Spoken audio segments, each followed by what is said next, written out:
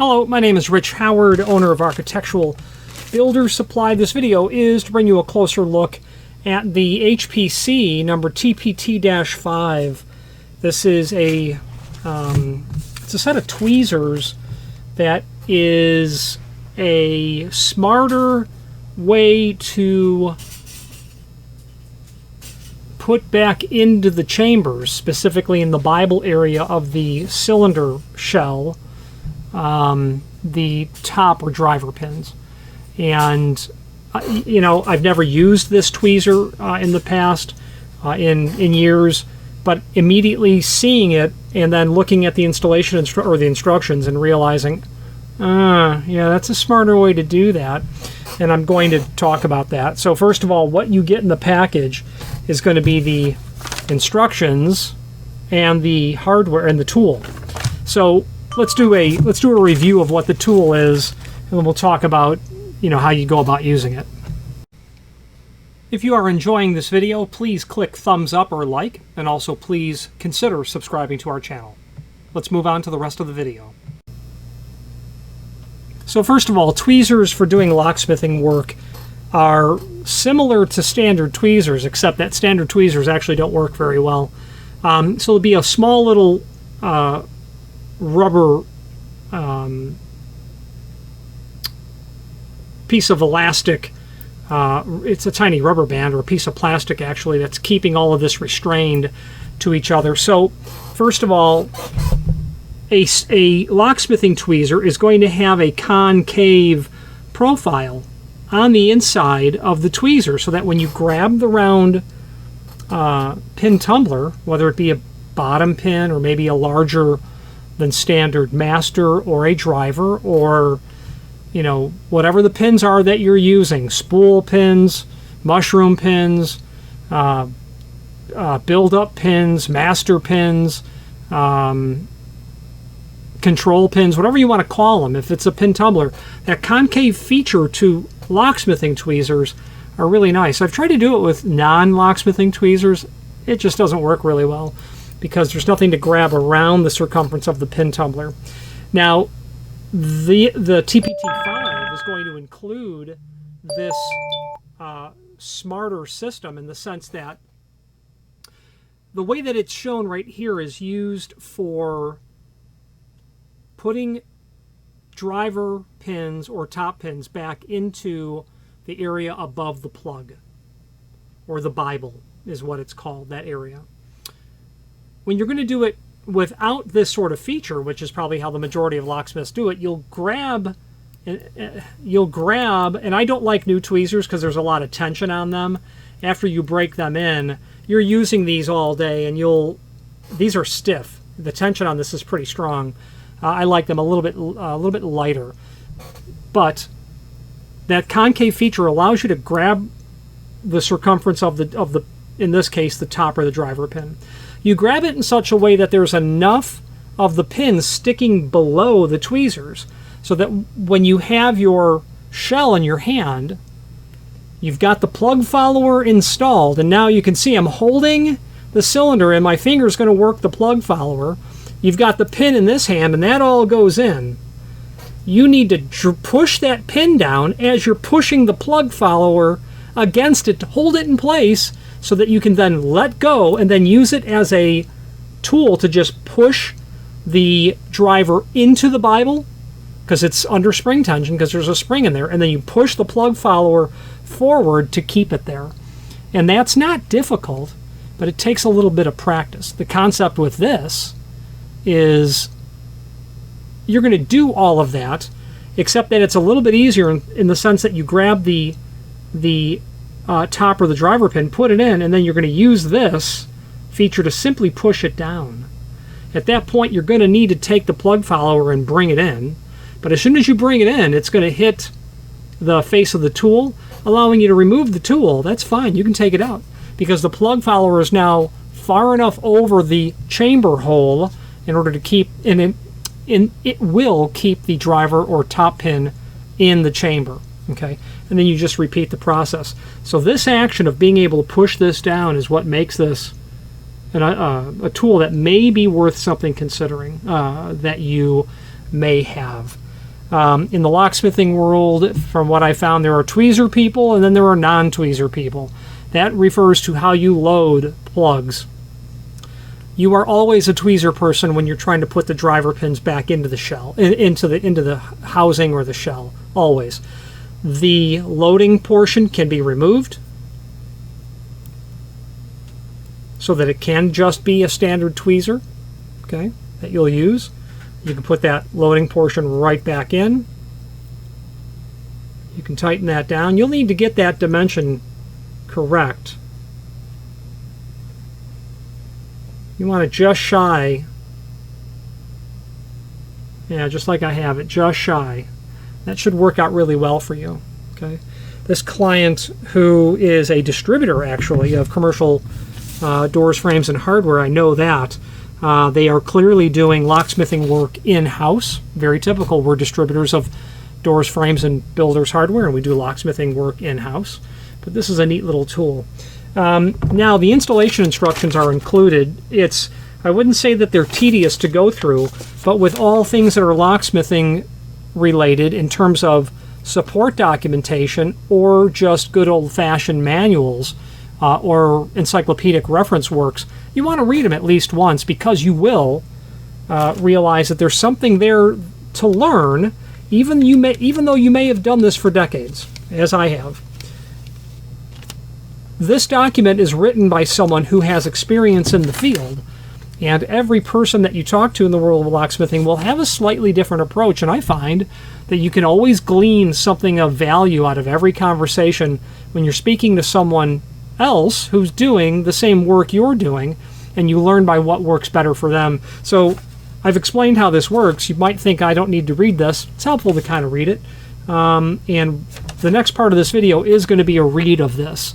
So if you don't want to suffer through that, probably skip forward quite a bit, maybe 5 minutes or so, and we will pick it up at that point. All right, let's take a look at not only the instructions or the manual of use, but also some images that we have.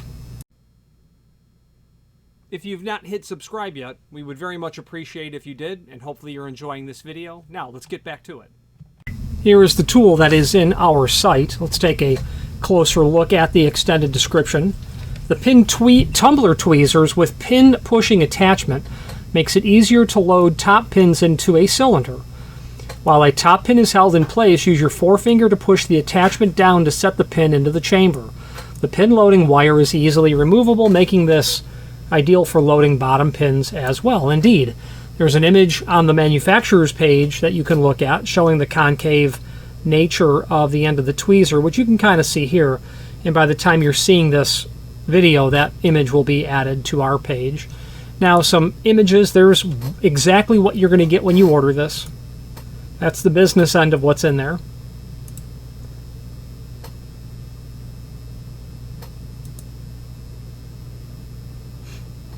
I believe this is just simply stainless steel.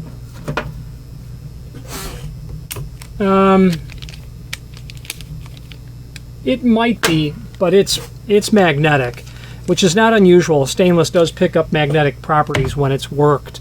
It is magnetic, not as magnetic as you would expect steel to be, so it may be stainless. Sort of textured groove here, and on the outside for your fingers, showing the installation instructions. Now, let's take a look at those installation instructions. One procedure which should be adhered to when rekeying pin tumbler cylinders is the checking of top pins and cylinder springs. So what they're saying here is whenever you repin something, you should make it standard practice where you're inspecting the springs and the drivers that are up in the Bible area, which is above the shear line, and you're checking for springs that are fatigued, and you're also checking for master pins. And if you're rekeying something and you find master pins, you may want to stop right there and ask your client if this cylinder is master keyed, because a client came in and said, take this cylinder, here's a key that works it, and I want this key to work. Take it back to the shop, repin it, take it back to the client. He comes back an hour later freaking out saying, my master doesn't work.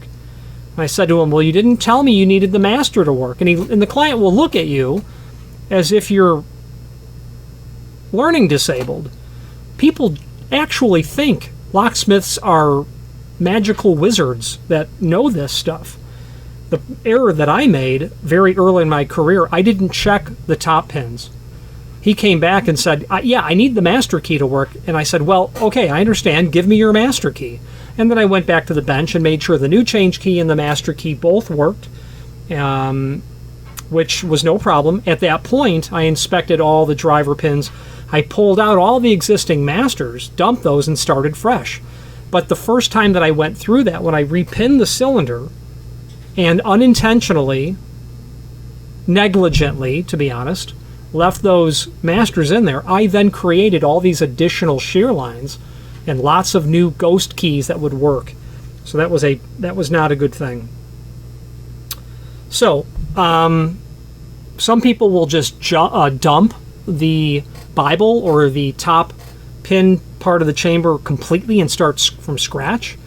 I don't know that that's necessary, but you do want to make sure that the springs aren't fatigued.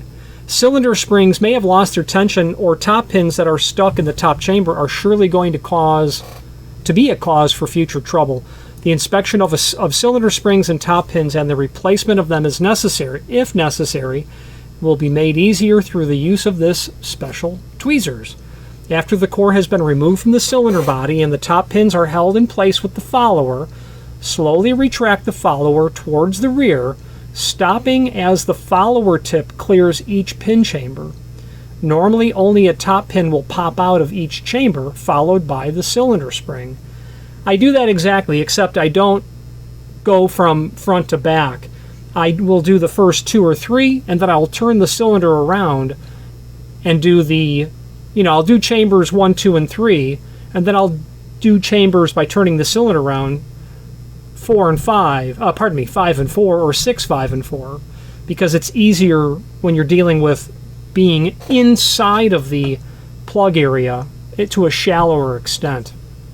Caution: if 2 top pins pop out of one chamber, take note of the order in which they came out. The first pin to pop out is a master pin. The second would be a top pin. There could be more than one master. Should you find that a cylinder was master keyed and you are making a key to fit, bear in mind that if you either misplace the master pin or replace it with the wrong size or into the wrong chamber, you will be unable to fulfill a customer's request. You must also have a copy of the master key if you're going to make a change key that is identical to the original. We recommend the use of one of the small pinning trays designed especially for keeping pins in order while keying a cylinder. Yeah, absolutely. A pin tray is a very common item. And what a pin tray does is it allows you to remove those pins and keep them in order so that you don't screw anything up.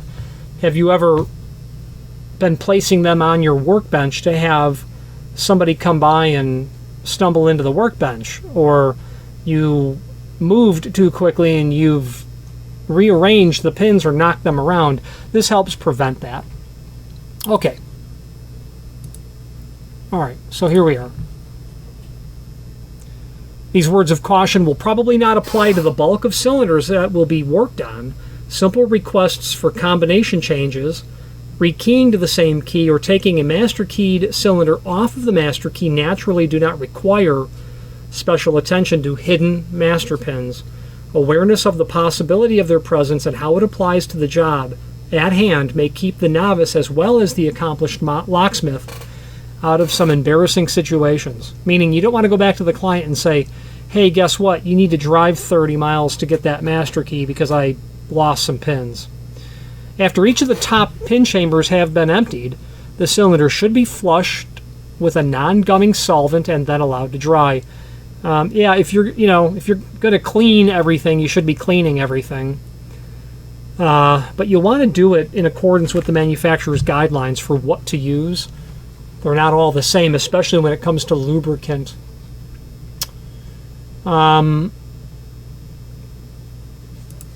Okay, now we're getting to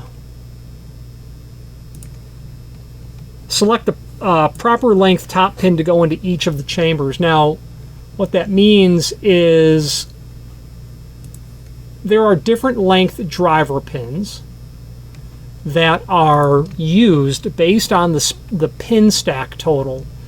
So if you were to have, like in Schlage, because that comes to mind, a pin stack total of 1, 2, or 0, 1, 2, or 3, you'll use a slightly longer driver. But if you've got 4, 5, and 6, you'll use a medium driver. And if you've got a pin stack total of 7, 8, or 9, you're going to use a shorter driver. Balanced drivers. And you'll want to be sure that you have the right length driver so that you don't prematurely fatigue that spring that's up there. That is the proper way to do it.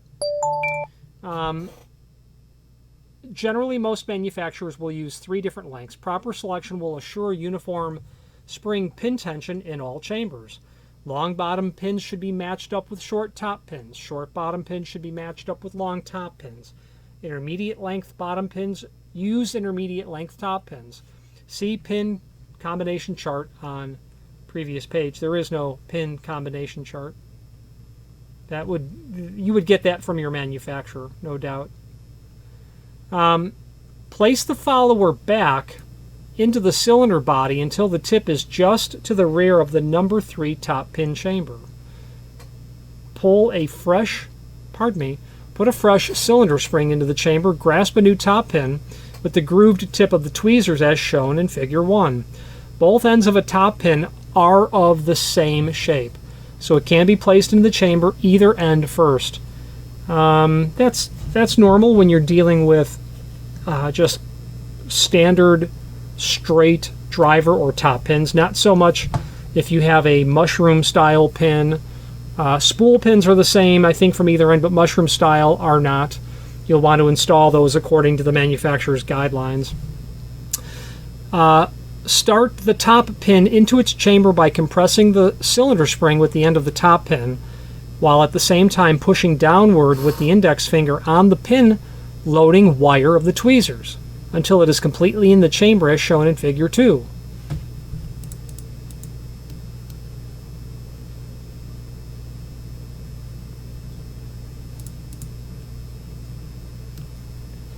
Push the follower inward to hold the pin and spring in place while releasing tension on the loading wire. Repeat this loading procedure for the second and first pin chambers. As I had said earlier, reverse the direction of the cylinder body and push the follower inward as shown in figure 3. So you do half of the cylinder from the front, half of the cylinder from the back is what we're saying. So that the back tip is clear of the 4th and 5th chambers. Load these last top pin chambers as previously described. So there you go. What you'll find is locksmithing equipment, if you haven't already found that, is always expensive. Locksmithing tools are always expensive. The problem is that there's generally one tool that is best for a job. There may be several tools that do the job, but there's usually one that does it better than the others. And the path of tool accumulation in the locksmithing industry is a expensive, long path. You do end up acquiring tools. And I find that the most precious commodity of all your tools is actually your time. It's easy to justify this cost when you can shave 18 seconds off of a job of 500 cylinders. So that's the logic with that, at least as far as my opinion is concerned. Okay, now below this video here is a link to the manufacturer's page where you can pull up not only all of the HPC products that we sell by means of this horizontal navigation, but also a link to the manufacturer's website, as well as a link to the product catalog. I would recommend a gander at the product catalog. If you know the name HPC at all, you will know that name because of probably the Blitz machine. The code originating key machine that allows you to originate, not really duplicate, but originate a key by code. Every serious lock shop has a Blitz machine that I've encountered, and it's right here. I have one of these. I may have two. The Codemax I don't own, although it would be nice, but it's really expensive. And the Tiger Shark I own, but I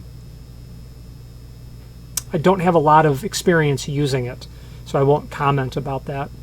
The Blitz is nice because it's modular in the sense that you're going to get a few dozen code cards, and then you're going to get a cutter and a jaw set, and using that cutter and jaw set, you're generally able to to cut practically everything you'll encounter. When you're dealing with a Blitz machine, you'll have to make sure that the manual is always available to you, because not only the jaw set, but the cutter mostly, is absolutely crucial to making sure that you've got the right cutter in the tool for what key you're cutting, because the physical dimensions of the cutter, that's a cutter. That's a cutting wheel. Okay. The angle and the width of the flat are crucial to every design. Some of the cutters have a steeper angle, some of them have a shallower angle, and this dimension changes as well.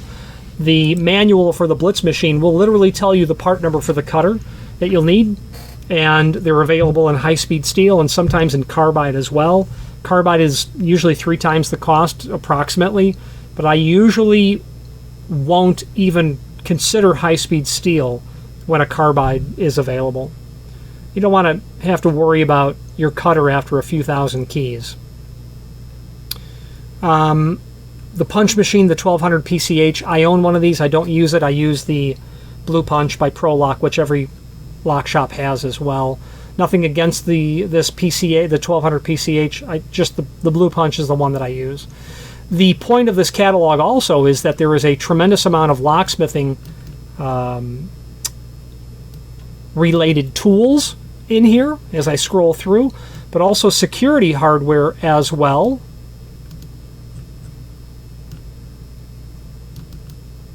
Key rings, key tags, key cabinets, but security hardware you're going to get into some latch guards and armor fronts. Not armor fronts, but it is latch guards and ways to guard or secure your cylinders from attack. So this catalog's worth looking into. Let's wrap up this video on camera. If you've made it this far into this video, you must be determined to see it through to the end, and we appreciate your hanging in there with us and watching this entire video. It means a lot. It takes a lot of work to create these videos in the sense that, it's time taken away from doing other things. However, the advantage for me personally of creating these videos is the fact that it does allow myself to either learn about something new, to reacquaint myself with something, or to reinforce what I believe that I already know. Any comments that you might leave down below would be greatly appreciated. Thank you. So the name HPC, and they used to be in Schiller Park, Illinois, which was North Avenue and Wolf Road, somewhere in that general area. Maybe further north, Grand Avenue. There was a small cluster of, it's residential in Schiller Park, but there was a cluster of,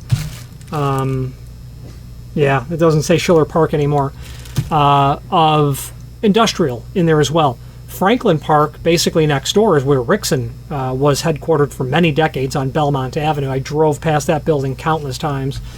Anyway, when it comes to HPC, it's notable to remark that their tech support, their customer service people, are always responsive.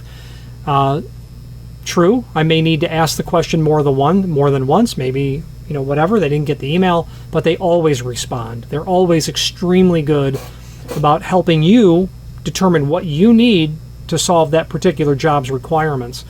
And they're just really great people in that regard. The bar is quite high in the locksmithing industry when it comes to technical support. They all have to operate at an elevated level because they're speaking to people that are generally knowledgeable about what needs to be done. They're not talking to the locksmith's customer. about how this works. They're speaking to industry people, so it's easy to have conversations with HPC because they already know that they're dealing with somebody who understands how it's done. They just need to know which one they need. A very common question is, what code card do I need to cut a key for a 1982 Datsun? Things of that nature.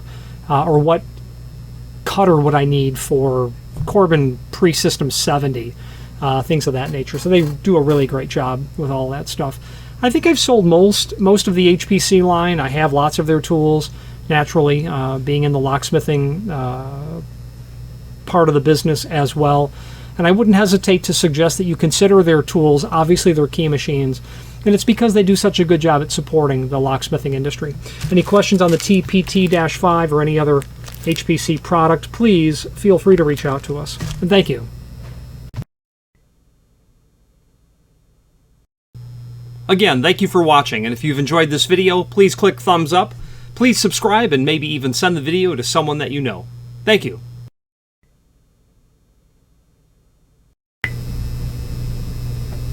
Thanks to our clients, Architectural Builder Supply is building an additional facility, and what follows is not only a look at the acreage that we're building the facility on, but also first the architectural renderings as they exist, or at least the architectural plans as they exist at this time. Thank you very much. Let's take a look. All right, let's take a look at the architecturals as they exist at this moment, or at least it wouldn't be proper to call these architecturals, but it would be proper to call them renderings in the sense of they're conceptual drawings, they're not renderings. So the entire space is going to look like this in terms of a site rendering. This will be a 22,000 square foot building, of which will have specific purpose areas. There'll be a workshop down here. This is a few thousand square feet that will be likely woodworking, metalworking, CNC, things of that nature. This will be an office area here, a private office area. This will be Architectural Builders Supply expanded storage area where we will be able to do fulfillment.